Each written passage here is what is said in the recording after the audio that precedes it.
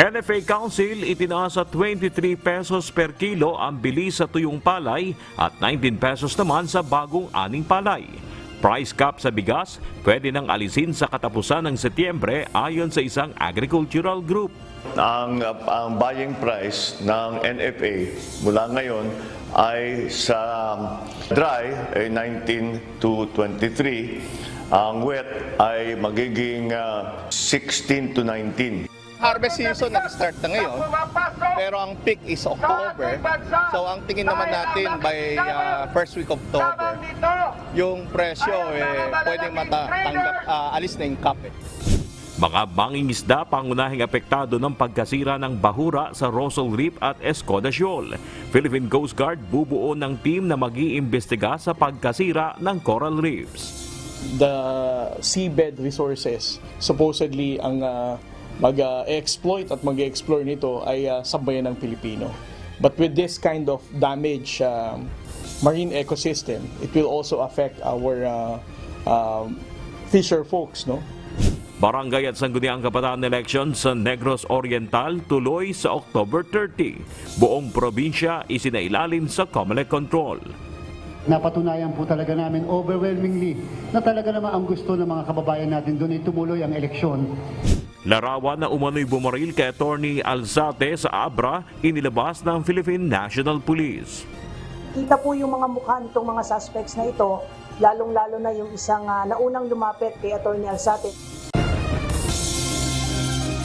2022 confidential funds ng Office of the Vice President pinagtalunan sa plenaryo ng Kamara. Paghihigpit sa paglalaan ng Confidential and Intelligence Fund, isusulong naman ni Albay Representative Ed Selagman. Madam Speaker, so, wala tayo doon sa contingent fund. So, ibig sabihin nun, hindi po natin pinag-uusapan dito. Please allow the sponsor to finish your statement. No. Kasi po, Madam Speaker, ang tinatanong ko lang dito kung meron o wala. Ang problema po is ayaw po natin makinig. Gusto ko po, Madam Speaker, paliwanag. I will initiate some changes on the appropriation of the CIF and the entitlement of some agencies. Imbak na bigas sa mga warehouse ng NFA, planong dagdagan ni Pangulong Ferdinand Marcos Jr. Kaya makikita ninyo, pupunuin nila itong warehouse, dagdagan natin, gagawin natin, mas malaki ang buffer stock. Sinasabing kulto sa Surigao del Norte, iniimbestigahan na ng Philippine National Police. The most challenging part of conducting investigation is really how to build up a case. 2 pulis na sangkot umano sa pangungutong sa mga transport group sa Bacoor, Cavite, arestado sa entrapment operation. These individuals stand accused of collecting monthly payments known as payola from tricycle operators, drivers associations, and other transport groups. Mayor Alinader Balindong ng Malabang, Lanao del Sur itinanggi ang akusasyon na may kinalaman siya sa pagpapaputok ng baril noong August 31 COC filing. I deny it. I have nothing to do with that. Bakit ko? Pamamahagi ng fuel subsidy tuloy na matapos aprubahan ng COMELEC ang hiling na exemption sa spending ban ng Department of Transportation. Ang commitment natin, ilalabas natin ngayong araw na ito ang exemption na yan, hindi natin patatagalin. 2024 National Budget Bill ipapasa ng Kongreso sa susunod na linggo ayon kay House Speaker Martin Romualdez. Certification ni Pangulong Marcos sa 2024 Budget Bill bilang urgent legislation, paraan lang umano upang pagtakpan ng hindi tamang paggastos sa pera ng bayan ayon sa isang kongresista.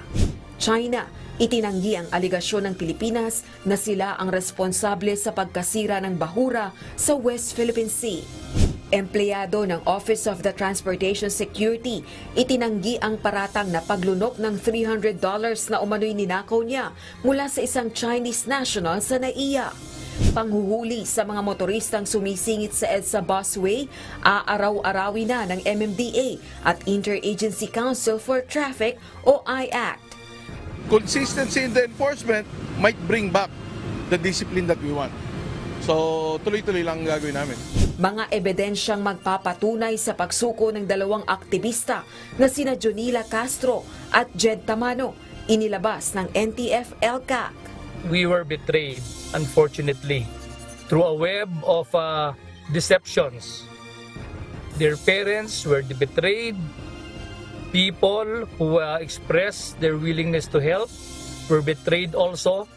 And more importantly, yung betrayal of truth.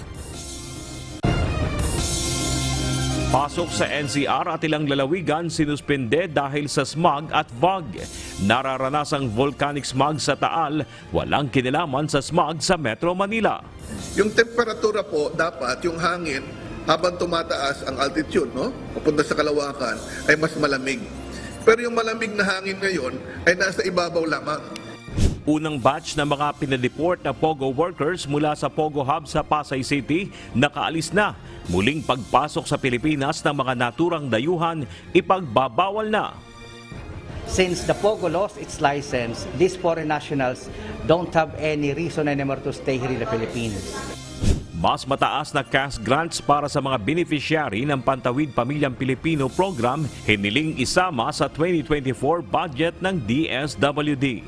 The agency can submit the resolution of the council approving the increase, and the ball is in the hands now of Congress whether to put it under the special provision under unprogrammed funds. At dating MMDA Chairman at Marikina 1st District Representative Bayani Fernando pumanaw na.